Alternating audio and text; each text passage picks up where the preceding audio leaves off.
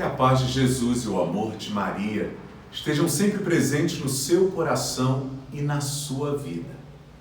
Hoje é sexta-feira da 8ª semana do tempo comum. O Evangelho de Marcos está no capítulo 11, dos versículos de 11 ao 26. Tendo sido aclamado pela multidão, Jesus entrou no templo em Jerusalém e observou tudo. Mas como já era tarde, saiu para Betânia com os 12. No dia seguinte, quando saíam de Betânia, Jesus teve fome.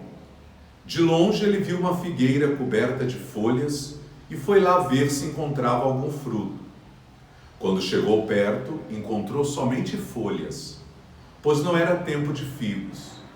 Então Jesus disse à figueira: que ninguém mais coma dos teus frutos. E os discípulos escutaram o que ele disse. Chegaram a Jerusalém. Jesus entrou no templo e começou a expulsar os que vendiam e os que compravam no templo. Derrubou as mesas dos cambistas e as cadeiras dos vendedores de pombas. Ele não deixava ninguém carregar nada através do templo. E ensinava ao povo dizendo: não está escrito, minha casa será chamada casa de oração por todos os povos? No entanto, vós fizestes dela uma toca de ladrões. Os sumos sacerdotes e os mestres da lei ouviram isso e começaram a procurar uma maneira de o matar. Mas tinham medo de Jesus, porque a multidão estava maravilhada com os ensinamentos dele.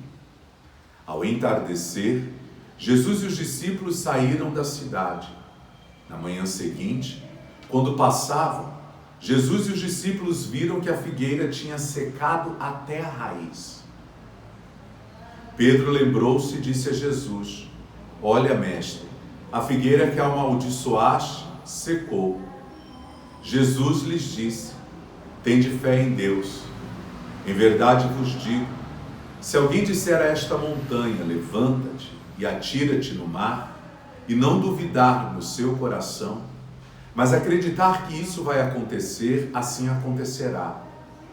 Por isso vos digo, tudo o que pedirdes na oração, acreditai que já o recebestes, e assim será. Quando estiverdes rezando, perdoai tudo o que tiverdes contra alguém, para que vosso Pai que está nos céus também perdoe os vossos pecados. Palavra da salvação, glória a vós, Senhor. 2 pontos servirão de reflexão a partir do Evangelho que acabamos de proclamar. O primeiro ponto é a fé. Jesus não encontra figos na figueira e diz a ela que ninguém mais vai comer dos seus frutos. No dia seguinte, a figueira está seca até a raiz. Este fato vai ser utilizado por Jesus como instrumento de evangelização acerca da fé. Ele vai mostrar aos apóstolos que se tivermos fé, nós seremos capazes de dizer às montanhas: retira-te daqui, e elas vão obedecer. Vocês já começam a perceber que Jesus nos ensina que a fé é o dom de tornar possível as coisas que parecem ser impossíveis. Mas ele também mostra a Pedro e aos apóstolos que a fé só é possível de realizações quando todo o nosso interior se move naquela direção. O que quer dizer isso? Quando o nosso interior verdadeiramente acredita naquilo que estamos fazendo chegar ao coração de Deus pela força da nossa oração. Muitas vezes nós estamos pedindo algo a Deus em oração, mas dentro de nós existe a dúvida se realmente isso será possível. Parece que buscamos a Deus num desespero. Não. Primeiramente, nós temos que crer. Mover o nosso interior para desabar a barreira, as muralhas. Não importa qual seja o desafio que esteja antes de você, mova todo o seu interior naquela direção. Quando eu falo mover o interior naquela direção, é dizer acreditar. Ouse em acreditar. Olhe para o seu problema e diga: você vai ser destruído. Meu Deus é mais forte que você. Eu creio no meu Deus e eu creio, em nome da minha fé, que eu vou vencer. Primeiro tem que haver dentro de nós disposição para vencer. É o acreditar, é o crer. Na medida em que dentro de você não há mais dúvida, que todo o teu ser se move para o vencer, que todo o teu ser proclama: eu quero, eu posso, eu vou conseguir, aí sim é momento de dizer a Deus: agora eu preciso da sua força. Eu creio, eu estou disposto a essa vitória. Eu preciso da sua ajuda. A predisposição em vencer faz com que o coração de Deus solte para nós, libere para nós a graça. Então não fique esperando só que Deus faça a parte dele. Nós movemos o coração de Deus na medida em que nós o tocamos com a nossa fé. Nunca toque o coração de Deus com dúvidas e você permanecerá de mãos vazias. Ouse sempre pela fé, pois quando as orações sobem com fé, acreditando, os milagres descem. Segundo ponto, o zelo pela casa do Senhor. Jesus chega no templo e percebe que a casa do Senhor foi tomada de cambistas. Fizeram da casa do Senhor uma grande feira. Já não mais respeitam a casa de Deus, porque se utilizam do sagrado para a comercialização. Estão tirando lucro das coisas sagradas. E o que é pior, explorando os pobres e os humildes que nada têm.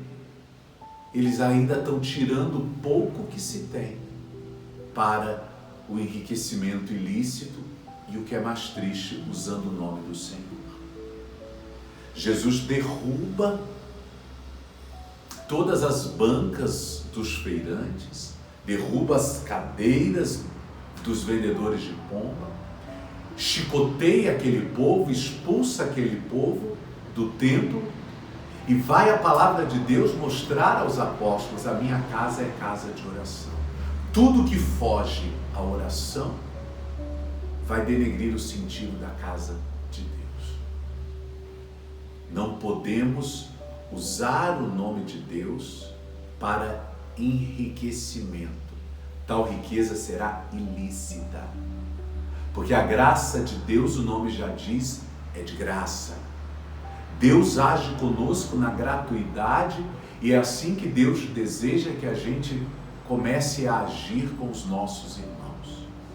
Oferecer o melhor sem nada esperar em troca. O exercício da fé, ele é vivenciado no dom da gratuidade.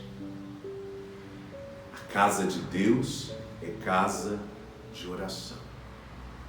Que você faça uma oferta espontânea à casa de Deus, que você leve o seu dízimo na alegria de dar, de partilhar, isso é louvável, porque a comunidade, ela precisa dos dons dos seus fiéis para se manter. Contudo, cobrar pela graça já é contrário à palavra de Deus. Se você vai a uma igreja que começa a dizer Deus quer te dar muito, Deus quer te dar mais, Deus vai te dar na medida em que você oferecer, dê isso, dê aquilo, dê tanto, dê mais, se afaste dali. Porque o trecho do Evangelho de hoje nos mostra que isso é abominável aos olhos de Deus. Usar o seu nome para o lucro. Isso não. Uma coisa é oferecer à sua comunidade em sinal de gratidão. Outra coisa é pagar pela graça. A graça é de graça. Deus gosta dos corações agradecidos que se abrem em oferta. Mas Ele também não deixa de oferecer a sua graça àqueles que não têm nada para partilhar. Então vamos começar a perceber as igrejas que agradam a Deus e aquelas que não agradam. E vamos aprender que uma coisa é oferta, outra é pagamento.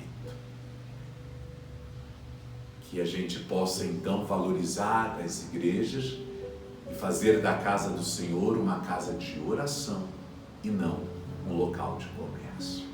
Que Deus te abençoe e que essa bênção fortaleça a sua fé. Em nome do Pai, do Filho e do Espírito Santo. Amém.